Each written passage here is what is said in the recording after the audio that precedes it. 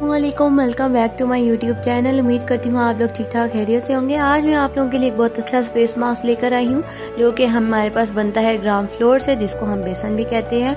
ग्राम floor आपकी skin के लिए बहुत ज़्यादा अच्छा है, आपकी स्किन को ब्राइट करता है, सन टैनिंग को रिमूव करता है और एक्ने स्कार्स को भी रिमूव करता है। तो मैंने एक बॉल लिया, उसमें मैंने 1 चम्मच जो है वो बेसन का ऐड किया, जिसको ग्राम फ्लोर भी कहते हैं। उसके बाद हम 1 चम्मच ऐड करेंगे इसमें मुल्तानी मिट्टी का। मुल्तानी मिट्टी के फ़वाइद मैंने अपनी पिछली वीडियो में आपको बताए थे। मुल्तानी मिट्टी आपकी स्किन को ब्राइट करती है, सनबर्न से फाइट करती है, एक्ने स्कार्स को रिमूव करती है और पोर्स को ख़त्म करती है। उसके बाद मैंने 1 चुटकी इसमें ऐड किया है टर्मेरिक पाउडर।